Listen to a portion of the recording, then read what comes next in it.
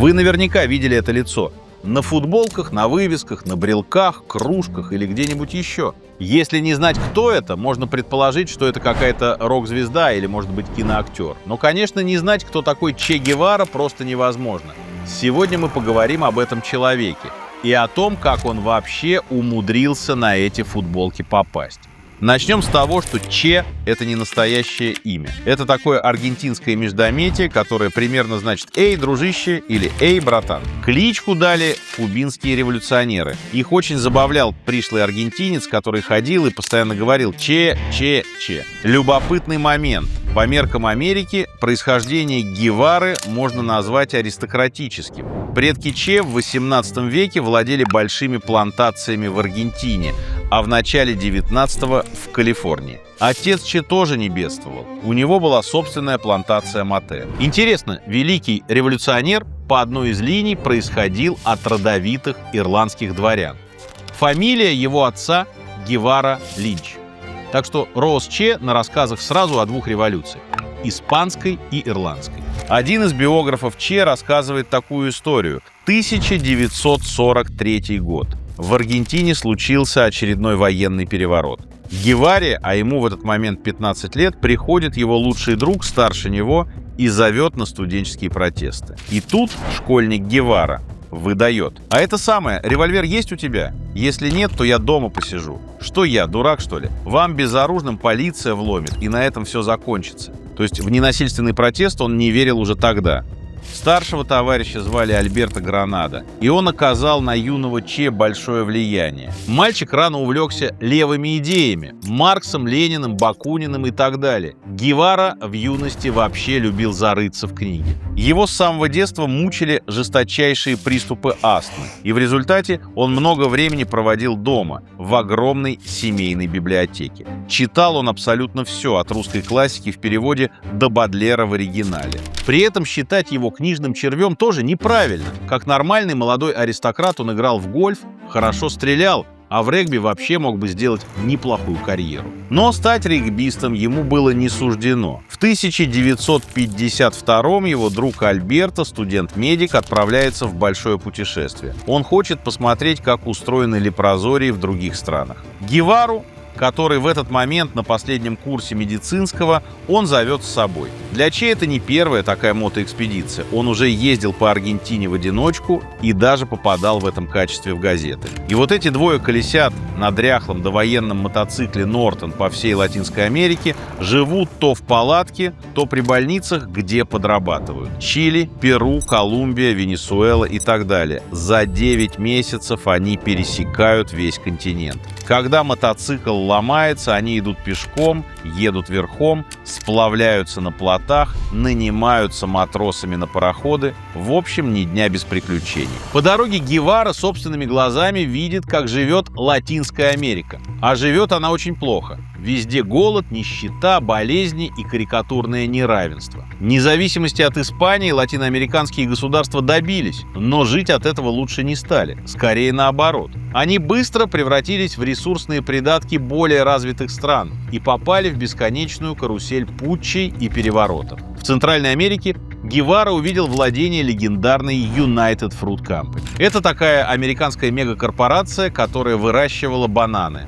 У нас есть про нее выпуск, посмотрите. Если коротко, это люди, благодаря которым появилось выражение «банановая республика». У них был свой флот, свои частные армии. Там, где оперировала United Fruit, дела шли еще хуже, чем в среднем по Латинской Америке. Именно там Гевару окончательно проняло. В 1953-м он прислал домой из Коста-Рики письмо, в котором поклялся не останавливаться, пока этот осьминог не будет повержен. Месяц спустя он попал в Гватемалу, и там увидел, как наемники United Fruit свергают левого президента Хакобо Арбенса, который попробовал отобрать у корпорации землю и раздать ее крестьянам. Гевара пытался вступить в вооруженное сопротивление, лечил раненых, но в конце концов ему пришлось скрываться в аргентинском консульстве, а потом бежать в Мексику. В Мексике он устраивается по специальности – в больницу, но не может перестать думать о гватемальском провале. Революционные связи он сохранил. Первая жена, известная левая активистка из Перу, знакомит его с кубинскими политэмигрантами. На Кубе в этот момент правит диктатор Фульхенсио Батиста, который превратил остров в отмывочную. И что-то типа Диснейленда для американской мафии с казино, борделями, барами и всем остальным. Гевару знакомят с двумя братьями Кастро, Фиделем и Раулем, которые собираются Батисту свергать. Что характерно, братья Кастро тоже дети крупного плантатора, только не аргентинского, как Че, а кубинского. Первая их попытка захватить власть на Кубе провалилась, и теперь они планируют вторую. У них есть оружие, порядка 80 бойцов, сторонники на острове и маленькая старая яхта под названием «Гранма». Опытный инструктор, ветеран гражданской войны в Испании, преподает им искусство партизанской войны, гоняя по горам. Экспедиции не хватает только медика. И тут молодой врач Эрнесто Гевара оказывается очень кстати. 25 ноября 1956 он отплывает на Гранме к берегам Кубы. С самого начала все идет не так. Гранма в яхту переделана из американской плавучей мишени. Она и в нормальной-то ситуации не очень мореходна. А тут на борт набилось 82 человека. Когда начинается шторм, часть оружия и припасов приходится выкинуть за борт, просто чтобы не утонуть. Гранма кое-как доплывает до Кубы и тут же садится на мель. Революционеров обнаруживают уже во время высадки. С воздуха их обстреливают самолеты и вертолеты. Через 2 дня блужданий по лесам группа попадает в хорошо организованную засаду и в хаотичном бою теряет 60 человек из 80.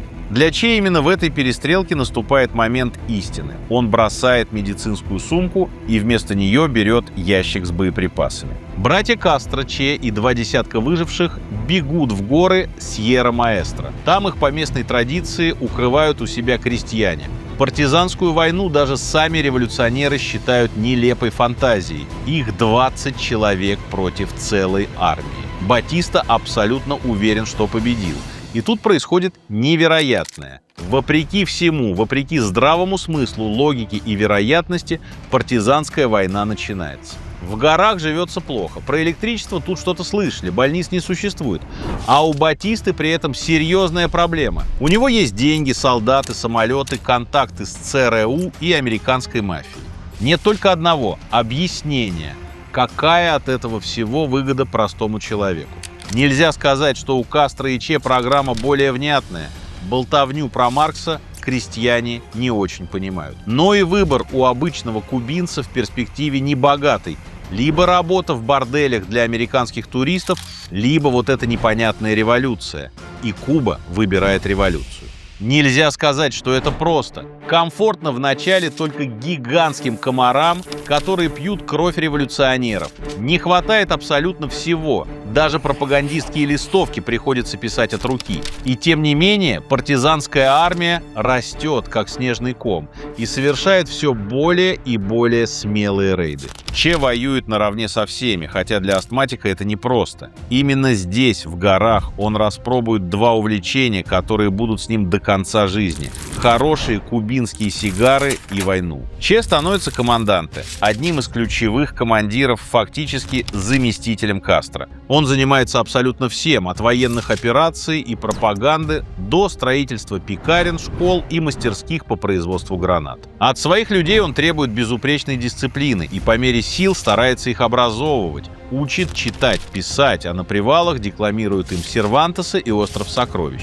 К дезертирам и потенциальным предателям он безжалостен, но зато в бою может сам вытащить раненого из-под огня. Венец его военной карьеры – молниеносный маневр, который заканчивается взятием крупного города Санта-Клара. После этого режим Батисты уже не сопротивляется. Пока его генералы пытаются договориться с Кастро о сепаратном мире, солдаты братаются с революционерами. А сам Фульхенсио набивает личный самолет деньгами и бежит в Доминиканскую республику. 2 января 1959 года командант Че Гевара во главе колонны революционеров входит в Гавану. Тут он получает новый пост, тоже ключевой. Кастро поручает ему руководить политическими чистками. Че совмещает должность коменданта политической тюрьмы Ла Кабанья и председателя апелляционного суда. Совмещать несложно. Правосудие в стране революционное, и ни одного приговора этот суд все равно не отменяет. Первый расстрел, организованный Че, торжественно передают по национальному телевидению.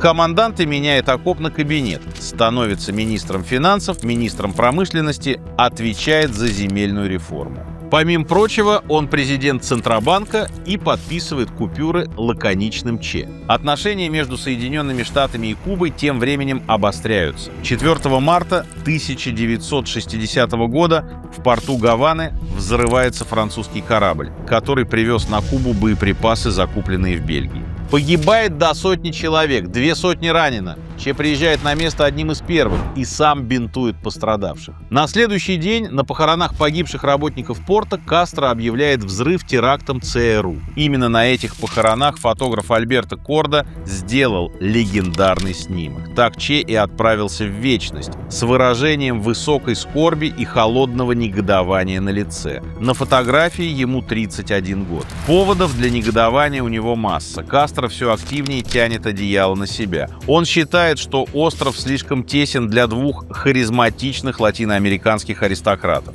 Че волнуют большие проекты, переустройство общества, воспитание нового человека. Кастро вынужден мыслить более приземленно. Ему надо как-то выстраивать отношения маленькой Кубы с большим миром, где идет холодная война. Большие проекты, кстати, проваливаются. В 1962-м Че публично признает, что его план индустриализации был абсурдным и оторванным от реальности. Вместо индустриализации приходится ввести талоны на еду. В том же 1962 году наступает кульминация, которую мир запомнит как Карибский кризис. Друзья, очень короткий анонс. У меня в руках первый номер журнала «Чтиво» в этом году. На самом деле, конечно, он 10-й. По мере того, как мы делали предыдущие 9 номеров, я постоянно получал вопросы. Ну типа, а почему нет женщины на обложке? Чего вы женщин не ставите? Вы что, мизогины, что ли? Может, какой-то у вас хитрый план? У нас никакого хитрого плана не было. Просто так вышло. Сейчас мы исправляемся. И новый номер мы полностью посвятили женщинам. На обложке Юлия Меньшова. Телеведущая, актриса и огромный блогер, который я давал интервью в прошлом году. С Юлей у нас получился очень теплый и очень честный разговор о том, как это вообще расти с известной фамилией, как сделать себя самой, как строить отношения в семье, ну и так далее. Очень интересное большое интервью. Внутри еще 4 интервью, которые мы записали с женщинами из самых разных сфер. Это не разговоры там о girl power, о мужском мире. Это диалоги взрослых людей о том, что нам близко, что нам интересно, о деньгах, о славе, о возрасте, о детях и вообще о многом другом. На страницах журнала вы, конечно, найдете и другие материалы. Мы долго искали, нашли следы амазонок в евразийской степи и в современной поп-культуре. Мы выяснили, какими писали женщин великие авторы прошлого, от Тургенева до Дюма-старшего. Рассказали о том, как столетиями иностранцы видели русскую красавицу. И, наконец, ответили на вечный вопрос. Почему, если женщина, то сразу ведьма? Предзаказ уже можно оформить на Озон. Ссылку оставляю в описании. Америка размещает ракеты в Турции. Советский Союз в ответ дислоцирует их на Кубе. Че – основной архитектор этого маневра с кубинской стороны. Позиция у него очень простая. Если для освобождения от капитализма необходим ядерный апокалипсис, то давайте устроим его как можно скорее. Чего тянуть-то? У американцев ракеты на Кубе вызывают панику. У кубинских революционеров – понятный экстаз. Когда Хрущев и Кеннеди вместо ядерной войны решают договориться, кубинцы воспринимают это как позор и прямое предательство. После 1962-го он начинает ругать СССР не менее яростно, чем Америку. И даже жалуется, что советские товарищи забыли Маркса. По легенде, на одной из дипломатических встреч он расстегивает кобуру, протягивает члену советской делегации свой пистолет и говорит: «Застрелиться не хотите?»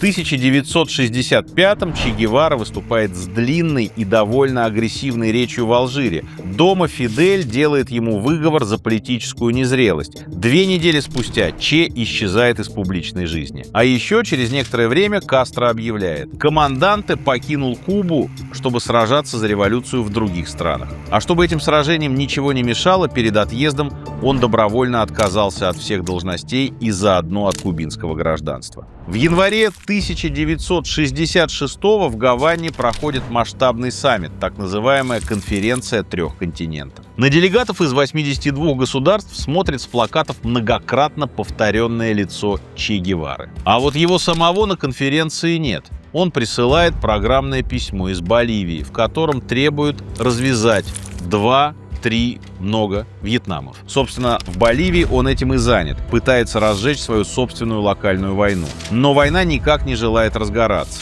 Боливийские коммунисты Геваре не рады и мешают ему набирать людей. Перед походом Че попробовал освоить местный язык, но перепутал и выучил не тот. И теперь крестьяне в прямом смысле не понимают его пламенных речей. Не хватает обуви, одеял, воды, еды. Все как в свое время на Кубе. Вот только чудо, как на Кубе, в этот раз не происходит. В начале октября 1967-го боливийские рейнджеры при поддержке ЦРУ атакуют маленький лагерь Че Гевары и его повстанцев. Они обнаруживают там несколько десятков больных и оборванных людей на грани дистрофии. Сам Че попадает в плен, дважды раненый и с разбитой винтовкой. Существует рассекреченный документ, в котором тогдашний президент США Линдон Джонсон высказывается в том духе, что решение казнить Че Гевару на месте – это полный идиотизм, но боливийцев по-своему можно понять. Насчет глупости президент оказался прав.